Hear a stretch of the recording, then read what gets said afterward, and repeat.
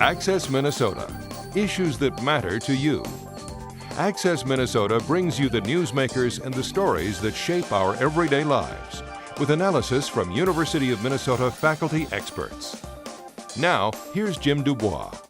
40 years ago, the Goldstein Gallery on the University of Minnesota's St. Paul campus opened with the mission to commemorate the teachings of Harriet and Veta Goldstein.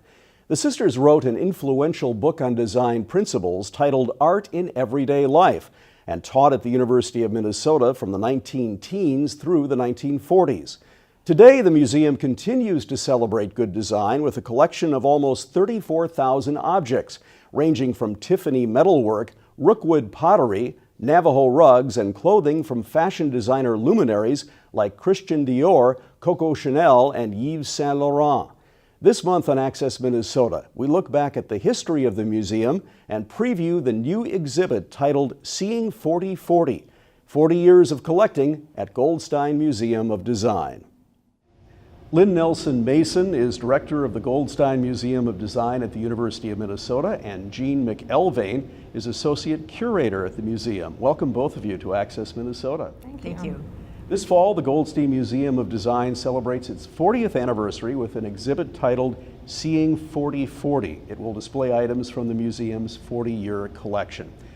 The Goldstein Gallery was founded back in 1976. Tell us about the original concept of the gallery. The original concept of the gallery had to do with providing students and faculty a place to see objects. When this part of the building was designed, which was launched in 1976, the director of the program and the dean at the time felt that having a gallery was an important component for that new building. So they incorporated a gallery, which we're sitting in now, a storeroom and a workroom in the original plan, and they named it after two longtime influential teachers in the School of Design, Harriet and Veta Goldstein. Let's talk about Harriet and Veta Goldstein. Who are these sisters and what was their impact on design at the University of Minnesota? The Goldstein Sisters began teaching at the university in the 1910s, so quite some time ago. And they really developed a curriculum based on object-based learning and are very well known for a textbook called Art in Everyday Life. This became a nationally recognized textbook that talked about ways to integrate design into one's home and life and the betterment that really brought to people, how it improved living. Their students were transformed. Most of their students were young women from the Minnesota farmlands, and they felt like their lives were transformed by this knowledge. And one of the alums said you could always walk into the home of one of the Goldstein Sisters students and know that they had studied with the sisters because of the way that the home was arranged. They wrote a book, Art in Everyday Life. Tell us about the significance of that book and how influential it was. Art in Everyday Life approached all areas of design. It looked at everything from clothing to interior design to room design, and try to focus people away from, at the time, what I would call superfluous decoration. We were coming out of the Victorian era, and there was a huge shift in how people were considering design spaces. And I would say they were a part of that early modernist movement, where we're getting away from just looking at surface ornamentation. And so a lot of their book, they'll have examples of right and wrong, like do this but not this, types of instruction. But also things about how a woman should comport herself or what she should wear to be effective. So I think it's a broad range. When people think of home economics, it often sounds like such a feminine and kind of archaic term. But you have to remember that learning about running a home meant understanding the plumbing system in the home. It meant understanding the economy of running the home. It was not just about puffing pillows. So it really, is a fairly meaty text. It certainly reads dated if you would go back and read it today. It does not seem like a contemporary text, but I would say it's very progressive for its time. It actually went through 5 reprints, and it was the most commonly used textbook nationally in home economics classes, in particular in interior design classes. In fact, my mom was a Purdue University grad from '49, and she remembers using it as an influential textbook at Purdue. And it was, some researchers have posited that this range of educated young women who picked up on this book and the stylistic requirements or the stylistic recommendations of this book might have been where women began in the 30s and 40s to demand better designed products. So that's a researcher's posit, but it may have some impact on something that started here at the University of Minnesota. Well, tell us about the Goldstein's collection. What types of design and clothing has the museum collected? The collection is quite large. We have over 34,000 objects, and we collect in 4 primary areas, being costume, textiles, decorative arts, and graphic design, and also included in the decorative arts is some product design. But in terms of clothing, we have a large kind of almost encyclopedic collection that dates from the late 1700s to present day, and really shows a broad range of economic wealth and kind of social class. We tend to have garments that people kind of coveted and loved for a long time, which often tend to be more formal things because we rely on donations. But we also have day dresses, we have nightwear, underwear, men's suits, hats, accessories, so it's very broad. We have textiles that range from quilts to coverlets to weavings, as well as international collection of batiks and ikats. So, we really try to hit a lot of different areas in our collection. One of the interesting things is most of our collection comes from donations from Minnesotans who, as Jean mentioned, might have loved these items as family pieces, they've been personal items to them. But the majority of our collection is donated by Minnesotans who want to see those items have a longer life and want to see either their family legacy continued or see those objects become teaching objects here for students at the College of Design. So is it fair to say the collection covers many eras? What's the oldest item in your collection? We have some Peruvian pots that are from about 300 AD, but that is kind of the outlier. Most of our objects are from probably 1800 to present day, with the largest concentration in the late 19th and into the 20th century, certainly. Does the museum distinguish between designer and craft design? Yes, I would say that we do. We have a large designer collection in all areas of design. Those objects probably are treated a bit differently if they are associated with a designer label. It just brings a different kind of value to it, and I don't mean a higher value, but a different value. But there certainly is value in collecting non-designer objects as well, and it's important, I think, for us to be able to show that range. Certainly, though, I think there's a huge emphasis on designer products and clothing. And I would say that we do have a fair amount of studio craft represented, which has a tendency to sort of cross between functional objects and aesthetic objects.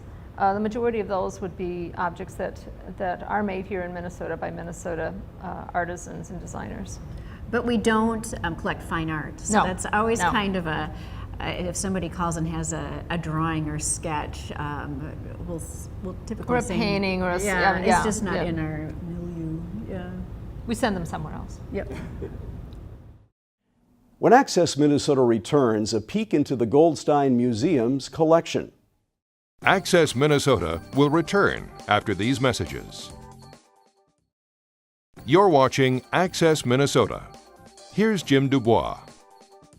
Now back to our conversation with Lynn Nelson Mason, director of the Goldstein Museum, and Jean McElvain, associate curator at the museum. Tell us about putting together the show Seeing 4040. What did you want to represent with this particular collection? This is a really fun show. 2016 is the 40th anniversary of the Goldstein Museum of Design. The building here was dedicated in 1976, so we're celebrating our 40th anniversary as an organization, and here at the college. And for Seeing 4040, we wanted to celebrate that anniversary in a way that expanded our reach and engaged the community. So Jean picked a number of objects from the collection, really across the full collection, and we approached people in the community to be our community. What did we say? Community partners. Our community partners, and pick an object that they were interested in and write the label copy or write something about that object. So the exhibition will reflect not only the range of our collection, but also will reflect our involvement in the community and other people's helping to shape the collection and its presence in the exhibition. And I think what's so great about it is that these objects aren't necessarily related. Typically when you go to a museum exhibition, there's strong relationship between the objects. And here they kind of create relationships in an ad hoc way and interact quite beautifully. And you get these very personal accounts of what an object means to an individual from a range of voices that some are more academic, some are more personal narrative, but they really kind of reflect how we all interact with objects in different ways. And partly what this does too is that it reinforces that notion that we mentioned about the Goldstein Sisters, which is that we're surrounded by designed objects all the time. And to recognize these designed objects and call them out and talk about them in our lives is part of the goal of the Goldstein Museum of Design. I'm standing in front of a Finnish rye rug from the 1970s. The rye rugs are distinctive for their very long nap, and this one is in beautiful green colors, greens and purples. This was donated to our collection by Governor Quigg and his wife. And our writer is Carl Reichert, who's the director of the Textile Center, who writes that he grew up on a farm in Minnesota, and the connection between the colors of the rug and the fact that it was donated by one of Minnesota's governors reminded him of the colors that he saw on the farm when he saw this rug.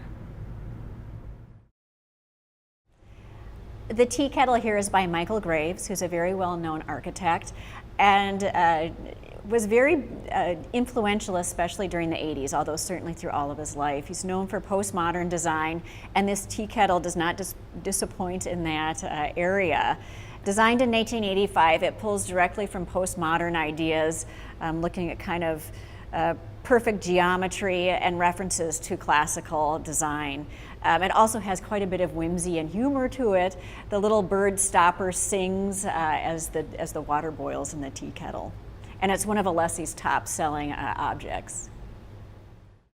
With some 34,000 items in the collection, what was the process of editing like? That had to be very, very difficult to determine out of all those objects which were the most significant.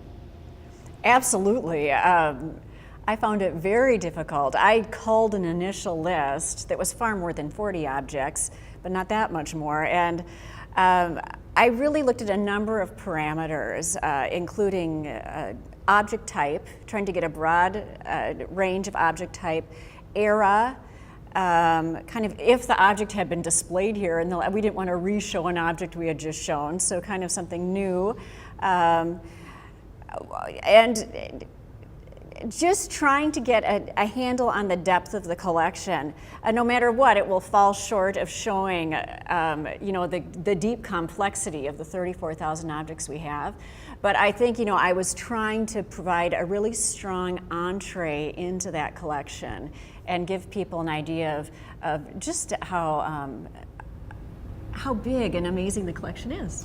And one of the things that we were really pleased with was, after talking to and approaching our colleagues from the community and people that have been donors and some significant names in the university or the museum community, that people picked a range of objects that when you come to this exhibition, you'll see a real wide diversity of objects that we feel actually represents the collection pretty well. Mm-hmm. And we didn't have everybody pick one type of object or one time period. It really is a fairly broad cross-section of the collection.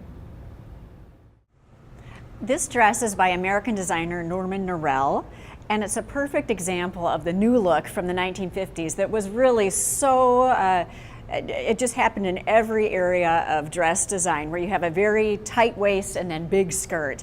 And this is a perfect example. It has dyed fox fur tiers that really add a lot of loft to the skirt.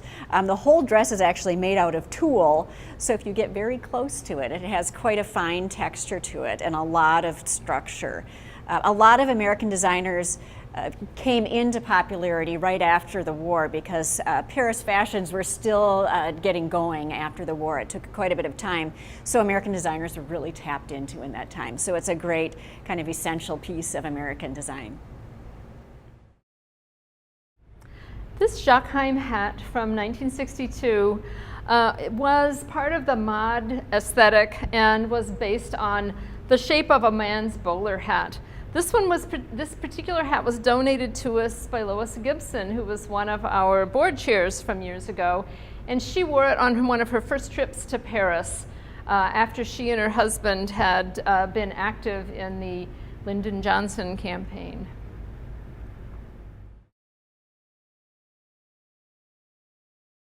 This service is by Eva Zeisel, who's a very well-known Hungarian-born ceramicist who worked most of her life in the United States. It was commissioned in 1942 by the Museum of Modern Art, and it was for a new China exhibition. So it's really focused on the shape of the pieces versus the ornamentation on them, and showed quite a bold new direction in China. Certainly it plays off the modern movement very well, but is known for its elegance and simplicity. What will the next 40 years entail for the Goldstein Museum? We'll discuss the next 40 years when Access Minnesota returns. Access Minnesota will return after these messages. You're watching Access Minnesota. Here's Jim Dubois. Now back to our look at the Goldstein Museum of Design, which celebrates its 40th anniversary now through January.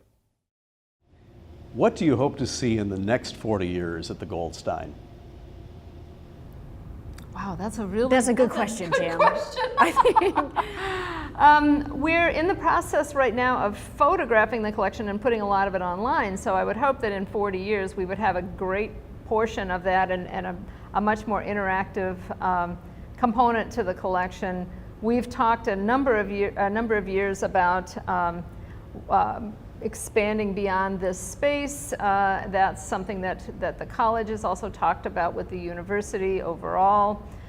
In 40 years, I would hope that as a college and as a museum within the college, that we would have addressed that question and be able to offer a more robust experience to both the college, the university, and the community. And gosh, it will be interesting to see what kind of objects are donated in another 40 years. It will. Probably more electronic kinds of things, more products. More than likely, yes. Well, tell us about some of the more recent objects you have in the collection. Are there electronics that we can look at? We have collected some electronics. As Lynn mentioned, our collection is based on donation, but we do have a first generation iPad, as well as some different things that we don't think of as current today, but certainly were up-and-coming technologies through the 20th century, such as a Viewmaster toy.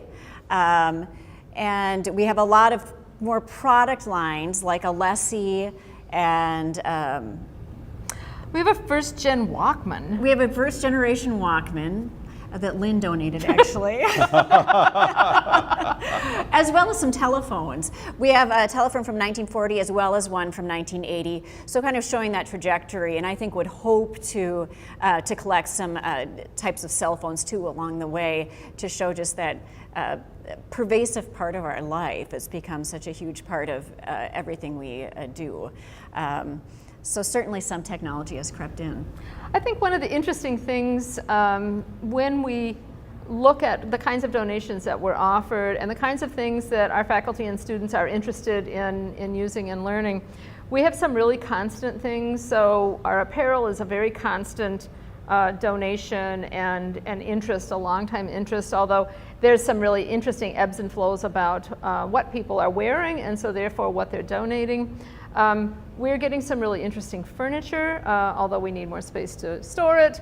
And then the product lines have expanded and changed somewhat as well. So electronics and communication devices are kind of an area that people are starting to think, and this is true with apparel as well. I have this thing in my home, it is interesting, but I don't want to just give it away. So we're looking at those kinds of decisions that help us explore communication and other sorts of product lines that our students are interested in. For those who don't read Vogue or follow fashion, what could they find interesting or important about a collection of designer clothing? You know, clothing is so much about social context. And we all wear clothes, even though it's very important for some people to set themselves apart from fashion and say they don't, it's not important to them. But it's a huge part of not only everybody's lives, but the economic system. There's a lot of economy in the fashion industry. And I think, you know, our pieces are often, if we display them, set in a context so you can understand kind of how they're used as personal identity pieces. So you see, for example, we have a dress that's a day dress from the 1920s that was likely ordered from a Sears catalog, for example. So seeing how that mimics high fashion style, it certainly trickles down to everyday fashion. And we're all kind of, whether we like it or not, kind of drawn into that fashion cycle. Lynn Nelson Mason is director of the Goldstein Museum of Design at the University of Minnesota, and Jean McElvain is associate curator at the museum. Thank you both for joining us on Access Minnesota. Thanks for having us. Thank you very much.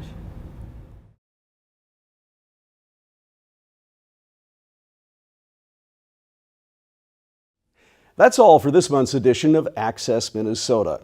We'll see you again next month. Thanks for watching. Access Minnesota. Issues that matter to you. Join us again next week as we bring you the newsmakers and stories that shape our everyday lives. Access Minnesota is produced by the Minnesota Broadcasters Association in cooperation with the University of Minnesota's College of Liberal Arts.